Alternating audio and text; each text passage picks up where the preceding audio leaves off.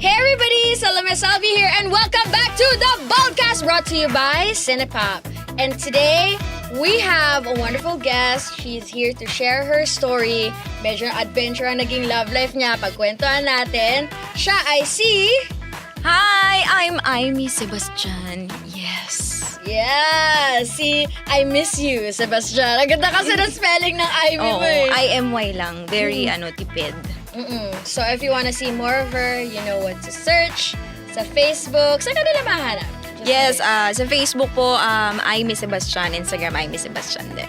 Awesome. May pagka-ambisyosa ako. Siyempre, during high school, college, parang yung mga friends mo, oy, daming baon.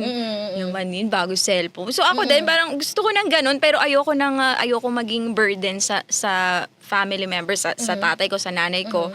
Kaya, ayun, pinasok ko ang mundo ng modeling at a very young age.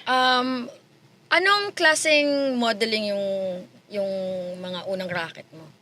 Motor show, mga tricycle, mga toda-toda lang sa amin sa Marikina. Tapos, yun, parang doon ako na kumapal na lang din yung face ko doon.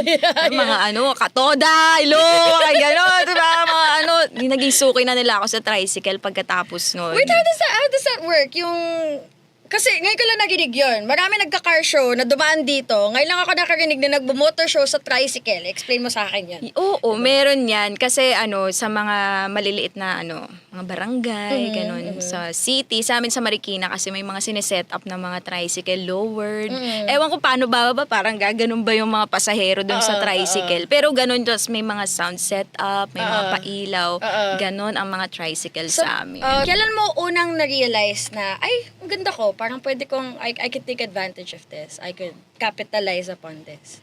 May turning point ba? At any point? Medyo, kasi ko parang may pagka-bisexual ako. Simula bata pa ako. Tapos yung nanay ko, parang active siya sa community namin, sa Marikina, sa barangay, ganyan. So, lagi niya akong sinasabak pag may contest, beauty pageant, ganun. Tapos ako, tomboy-tomboy lang ako. Parang wala akong pakialam. Pero yung mga bading kasi na nag-aalaga sa akin, parang lagi nila akong, uy, ang ganda-ganda mo, para kang Barbie, ganito, ganyan. So, doon na, parang the-boost na ako doon sa sinasabi nila. Pero hindi ko rin siya masyadong in-embrace agad. Kasi parang antagal pa din nung transition. Tama. Male to female, ganun. From tomboy to aura, di ba? Oo. That's really interesting. Mga around what age mo parang around what age ka nag-decide na this is something that I really want to do? Mga 16, yan, ganyan. College na. Parang sabi ko, parang gusto ko gusto kong maging pretty lang, ganon, ng mga gagawin ko. Parang, di ako mahirapan, di ako masyado mag-iisip, na bobo lang, ganon. Lahat eh. Grabe naman. Hindi, parang yun. Parang gusto ko lang yung madaling trabaho. Kasi dati bukod sa pagiging cashier sa grocery, pangarap ko nga rin maging flight attendant. So yun, doon na din nag-start yun. Tapos parang ang dami kong natutunan along the way. And yun na din yung nag-lead sa akin para talunin yung papunta sa pagiging flight attendant. Oh yeah, tell us about that. Like what was being a flight attendant like for you? Masaya naman siya. Pag parang para sa akin hindi kasi siya trabaho ng ng babaeng meron ng baby. Okay. Masaya na nakakapunta ka sa iba't ibang lugar at nakakakilala ka ng ibang tao. Ganyan, and nakakabuild ka rin ng connection at somehow. Pero yun nga yung parang meron ng humihila kasi sa akin pa uwi palagi. And yun yung baby ko. Tsaka parang ang hirap nga kasi you're not gonna be present all the time, you know? Like, and lalo na kung may baby ka, you have to be present for them all the time. So, I think mahirapan ka din talaga if ipapagpatuloy mo yung pag-FA mo. Diba? Sobra. And then yun, malaking din yun sa akin. Parang nagtalo na din yung utak ko at puso ko nung time na yun. Pero of course, yun. kasi masaya siyang work. Parang pangarap ko siya eh. Since bata ako, kaya nga tinuloy-tuloy ko yung pag-aaral ko. Para para marating ko to. Kaya lang parang nung nandun na ako, sabi ko, bakit ganon? Hindi ako masaya. Bakit parang may Ay, may kulang? ganun. May kulang pa. May gusto akong gawin or may kailangan pa akong gawin. Ayun. Then, yun, after nun, parang naging na ako, naging sales agent na ako sa automotive brand naman. And yun, na-enjoy ko yun. Sobrang na-enjoy ko. Kasi being a sales agent, parang binibenta mo lang yung sarili mo. Pakadali lang ibenta ng sarili mo. Parang, No, di ba? Lalo na kung ganyan ka kaganda. ganon, di ba? Parang lang parang manage mo lang paano mo i-handle yung clients and yun. At medyo hawak ko rin yung oras ko nun. So, pag kailangan ako ng anak ko, uwi ako agad or may kailangan na attendan, nandun ako para sa kanya. Ang saya lang. Parang, Enjoy ito lang. yung parang bata pa ako, parang ito yung relationship. This is life. You only live once. Parang mga ganon-ganon pa ako. Tapos, yun nga, parang siya, nandun lang siya. Naiwan siya dun. Okay. Nandun lang siya sa face Ikaw na yun. nag-grow ka Oo. from that. Siya naiwan siya doon. Okay. Pero ang haba rin ng nag-stretch pa rin kami after no, nandun pa rin siya. Kaya ang nangyari is, ako lagi yung nagpo-provide, nadadamay siya. I also provide for him kung anong kailangan niya, pati sa anak namin. Tapos doon, syempre yung pagiging provider, tapos in return, parang hindi mo na kukuha yung dapat para sa'yo. Kasi 'di ba pag ang babae gumana yung lumabas yung masculine energy niya. Hindi pwedeng tapatan ng lalaki na nilalabas niya rin yung masculine energy niya. Dapat kahit papaano bow down kang konti, submit ka ng konti, pero hindi ko yun nakuha sa kanya. So parang nakakapagod na to. Tatrabaho ko na wala akong sahod, abunado pa ako. Kaya Ang sabi hirap. ko, ayoko na. Oo. Hindi mo deserve. Hindi mo deserve yung ganun. Did you, how long did you stay with this person?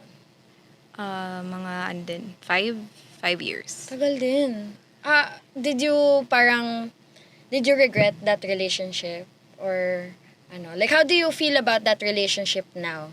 Kasi kasi sabi mo kanina na hindi mo in-expect na ganito yung magiging kapalit ng financial stability. Like, now that alam mo na it's not always that simple, how do you look at that relationship now? Ngayon natatawa lang ako. Natatawa ako kasi sabi ko, ba't ba ako nagtitiis doon? Parang sinasahuran niya lang pala ako. Ngayon na nagtatrabaho na ako sa labas, talagang explore lahat, sabog, ganon. Nakukuha ko rin naman pala yun. Kaya ko pala siyang kunin sa sarili ko. Oo, kaya parang mo ibigay sa sarili mo. Nagkulang lang ako ng confidence siguro. Parang medyo tinatamad lang ako. Gusto ko ng easy way. Yun lang siguro yung maling mindset ko dati. Kaya sabi ko, i-give up ko na tong financially stable na lalaki. I-give up ko na yung medyo emotionally intelligent lang. Konting percentage. Pero hindi ko pala pwedeng i-give up yung compatibility namin pagdating sa yun pala yun. Yun yung pinakamalaking yung naging issue sa tingin mo? Oh, okay. So, doon na din so, parang yun na yun. Sabi ko, ito na yung non-negotiable ko. Okay. Na kailangan compatible tayo pagdating sa It's true. I mean, naman parang people's relationships with are different. Pero, as a person who really looks for that in a relationship, naintindihan ko na kung hindi kayo okay, like, kung hindi kayo okay sa department na yun, ang hirap i-rehabilitate nun. Correct. And ang hirap i-correct nun doon sa tao na hindi naman yun yung nakasanayan. Diba? Very interesting. How did you, pero actually may tatanong ako, pero lang ako na napaisip lang ako. From on a scale of 1 to 10, gaano ka ba kalibog at hindi niya maabot? Hindi siya kasi, siya muna. Okay, sige. Ang libog level niya siguro mga 3 lang. Ay, ayun lang. Oo. Ako siguro mga 8.5. Oo, may malaking agwat yun. 8.5. Ngayon 9. Going 10. Sana mag-10 na siya. At sana makahanap ka din ng 10 out of 10 na libog for you, di ba? Oo. Like, meron naman. Okay, papunta tayo doon. paano mo na, kasi this seems like a very significant relationship in your life. Nagdagal kayo ng 5 years. How did you end that relationship? Paano mo na-open sa kanya na hindi na ito yung gusto ko, hindi na ako masaya? Wala, ganun pa din. Ganun pa din. Naging cycle ko talaga ata yung ganun. Yung nagmo-move on na ako sa sarili ko while in a relationship. Pero wag naman sanang this time, wag naman. Pero ganun nga yung nangyari. Parang nawala na. Ano na ako, na-detach na ako sa kanya nang hindi niya nalalaman. Tapos, sinabi ko na lang din, bluntly na, sorry, wala na eh. Hindi na ako okay, hindi na ako masaya. Dami kong gustong gawin na hindi mo naman ako iaalaw. And kung iaalaw mo man ako ngayon, I think it's too late. Hindi naman parang hindi naman siya naging, yung response niya doon sa breakup niyo. Kasi kung controlling yung tao, medyo nakakatakot makipag-break sa tao. Ay, grabe, ganun. grabe. Ano siya talagang, Oh my God. Talagang nandun siya sa labas lang ng bahay namin. Iintay niya ako, inaabangan niya ako.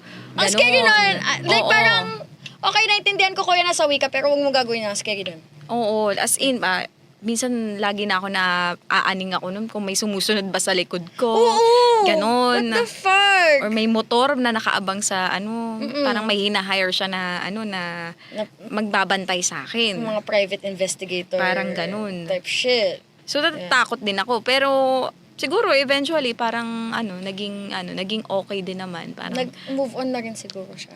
mukha naman. And, That's good. sana naman, naka-move on na siya talaga. Sana naman, parang di na niya ulitin yun. Oo. Baka naman mabuhay ulit na parang, oh, you're the one that got away. Tapos Oo, papastok ka na naman yun sa wag mga kalipores na. niya. Hindi, okay na yan. Oh. Goods. Oh, tama na. Kuya, tantanan mo na siya, ha? Tama na yun. That was, 5 years of long time. Sobra. Kaya nung pag-alis ko noon sa relationship na yun, para akong ibon talagang pumagaspas talaga yung ko, pakpak ko talagang fly talaga. Oh, I love that. Ganyan. Ibon pa ba yun? Hindi na siya. Ano, hentai na yun? Parang hindi na ibon yun. Ay, sorry. Pero yun, talaga sobra, grabe. Sabi ko nga, akala ko hindi ko kaya kung ano man yung nakukuha ko dun sa relationship na yun. Nakuha ko siya sa labas. Oo. Tapos iba yung nadala niya sa akin. Talagang Iba yung super, validation nun na parang parang ito inaasa ko lang dati sa dating partner ko pero ngayon nabibigay ko na sa sarili ko. Parang ang lupit nun. Oo. Lupit ng feeling Sobra talagang struggle din pero masaya. Masaya ako kasi nagawa ko siya ng mag-isa. Ang sarap kaya pag ginagawa mo mag-isa tas nilalabasan ka ng success. Nilalabasan ka ng success. Parang pumuputok yung success sa'yo. Parang iba yung satisfaction niya para sa akin. Lalong-lalo na nga doon, nagaling ako doon sa ganong relationship, ganong state, ganong Tas phase biglang ng buhay. explode Oo. nga. Parang, look at me now. Parang ganon yung theme song ng buhay ko noon. How you like that? Oo. That's awesome. How did parang paano ka nagsimula na i-build yung sarili mo after getting away from that relationship? Nakaplano na rin siya eh. Nakita ko na kasi yung mga gagawin niya. Alam kong kukunin niya lahat ng material na bagay na meron. Wait lang, ginawa niya yun? Kahit panting suot ko lang nakuha ko, pati bra, isang pares ng Binawi niya? Oo. Yun lang yung take out ko. Napakaswapang naman itong Oo. Kaya after nun, iba na rin yung naging niya sa akin, sa buhay ko. Parang lahat ng meron ako ngayon, material na bagay, parang madali yan mawala. Hindi ko masyadong pinangawakan, hindi ko masyadong binavalue. Kasi naranasan mo to have all of those things taken away from you. Yeah. Tapos yun. Ang sakit lang nun kasi All of parang naglalakad ka na sa ulan, tapos lungkot, tapos basa na yung bag mo, parang gano'n. Gano'n na yung atake ko nung mga my time na God. yun. Tapos wala pa akong panty. Oo nga! Paano ko